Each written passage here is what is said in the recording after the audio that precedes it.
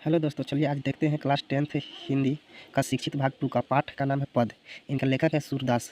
सबसे first chapter है आपका। चलिए आते हैं, सबसे पहला क्वेश्चन देखते हैं। पहला क्वेश्चन आपका कि गोपियों द्वारा उद्धव को भगवान कहने में क्या व्यंग निहित है। चलिए इसके आंसर देखते हैं। गोपियों उद्धव को व्यंग अर्थात ताना मारते हुए कहती है कि तुम्हें भगवान श्री कृष्ण के साथ रहते हुए भी उनके प्रेम अर्थात प्यार को अनुभव नहीं कर पाए, यह तुम्हारे लिए दुर्भाग्य की बात है। गोपियाँ इसके द्वारा यह कहना चाह रहे हैं कि हम कृष्ण के दूर होने के बावजूद भी कृष्ण के प्रति प्रेम है और तुम कृष्ण के पास होते हुए भी तुम्हें प्यार का अनुभव नहीं हुआ। चलिए आइए दूसरा क्वेश्चन देखते हैं। उद्धव को व्यवहार की तुलना किन किन से की गई है। चलिए इसका आंसर देखते हैं। उद्धव के व्यवहार की तुलना कमल के पत्तों और तेल के गगरियाँ अर्थात मटकियाँ से की गई है, जो पानी के भीतर रहने पर भी गीला नहीं हो पाती है। इससे यह कहना चाहती है कि हम कृष्ण से दूर होने के बावजूद भी उनके प्रेम में हैं और तुम उद्धव श्री कृष्ण के पास होने के बावजूद भी तुम उनके प्रेम में नहीं भीगे। चलिए तीसरा क्वेश्चन देखते हैं कि गोपियों ने किन किन उदाहरणों के माध्यम से उद्धव को उल्हाना दी है।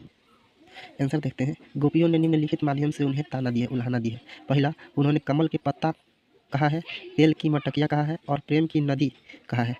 चलिए देखते हैं चौथा क्वेश्चन कि उद्धव द्वारा दिए गए योग संदेश ने गोपियों की बिरहिनी में घी डालने का काम कैसे किया।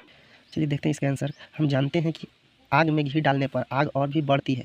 उसी प्रकार जब गोपियों को यह संदेश मिलती है कि श्री कृष्ण नहीं खुद आ रहे हैं, नहीं हमसे बात कर रहे हैं और गोपियों को योग में मन लगाने की संदेश दिया है, तो इस संदेश ने गोपियों को आग में बिरहिनी घी का काम कर दिया।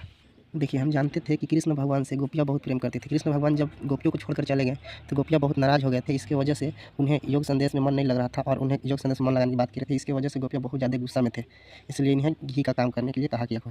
मर्यादा न लही के माध्यम से कौन सी मर्यादा न रहने की बात की जा रही है। देखते हैं इसका आंसर। हम जानते हैं कि प्रेम को प्रेमी और प्रेमिका दोनों की तरफ से निभाई जाती है, परंतु श्री कृष्ण ने गोपियों से प्रेम निभाने के बजाय उनके योग संदेश भेज दिया। इससे इसी को गोपियों ने मर्यादा न लही की बात की। श्री कृष्ण के प्रति अपने अन्याय प्रेम को गोपियों ने किस प्रकार अभिव्यक्त किया है। आइए देखते हैं इसका आंसर।